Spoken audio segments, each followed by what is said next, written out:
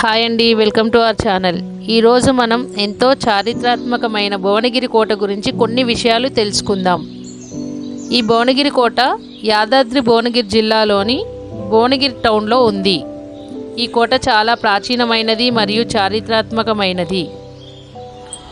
ఈ కోట చాళుక్య వంశానికి చెందిన పాలకుడైన త్రిభువనమల్ల విక్రమాదిత్య గారిచే ఏకశిల రాతిపై నిర్మింపబడింది. అతని పేరు మీదనే ఈ కోటకు త్రిభువనగిరి అనే పేరు వచ్చింది. అది వాడుకలో భువనగిరి కోటగా ప్రసిద్ధి చెందినది. కాకతీయుల కాలంలో చాలా ప్రసిద్ధి చెందిన 3000 సంవత్సరాల చరిత్ర గల కోట మన భువనగిరి కోట. 1687లో మొఘలులు గోల్కొండను ఆక్రమించినప్పుడు ఈ కోట మొఘలుల పాలనలోకి వచ్చింది. ఆ తర్వాత కల్లుగీత కుటుంబానికి చెందిన సర్వాయి పాపన్న 1708లో ఓరుగల్లుని గెలుచుకుని భువనగిరి కోటను కూడా తన ఆధీనంలోకి తీసుకున్నాడు. ఈ కోటకు సంబంధించి చాలా విశేషాలు ఉన్నాయి. తెలంగాణను పరిపాలించిన ప్రతి ఒక్క రాజు పాలనలో భువనగిరి ఉంది. చరిత్రలో చాళుక్యులు కాకతీయుల కాలంలో బలమైన దుర్గంగా ఉండేదని తెలంగాణ చరిత్ర పుస్తకంలో సుంకిరెడ్డి నారాయణ రెడ్డి గారు అభిప్రాయపడ్డారు. భువనగిరి కోట మొదటి ద్వారాన్ని ఉక్కు ద్వారం అంటారు.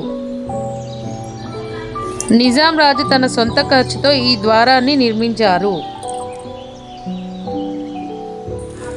సర్వాయి పాపన్న గోల్కొండను గెలిచే ముందర భువనగిరి దుర్గాన్ని స్వాధీనపరుచుకొని తన అపార ధనరాశుల్ని కొండ అంతర్భాగంలోని కాళికాలయంలో దాచిపెట్టాడని, ఈ కొండలో ఇప్పటికీ కనుగొనని గుహలు, సొరంగ మార్గాలు ఉన్నట్లు చెప్పుకుంటారు. కొండ మీద శివాలయం కూడా ఉంది. కొండ కింద 2 దేవాలయాలు ఉన్నాయి. ఒకటి పచ్చలకట్ట సోమేశ్వర ఆలయం, ఇంకొకటి బమ్మదేవర ఆలయం. ఒక మఠం కూడా ఉన్నాయి.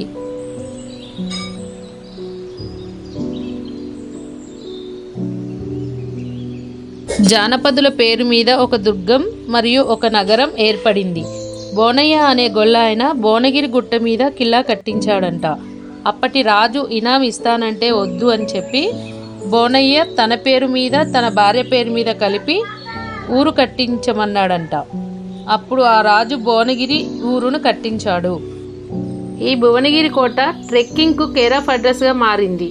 500 అడుగుల ఎత్తులో 40 ఎకరాల విస్తీర్ణంలో విస్తరించి ఉన్న ఈ ప్రదేశం పర్వతారోహణకు ఏమాత్రం తీసిపోదు. ఈ కొండపైకి ట్రెక్కింగ్ ద్వారా చేరుకోవడానికి దాదాపు 1 గంట సమయం పడుతుంది.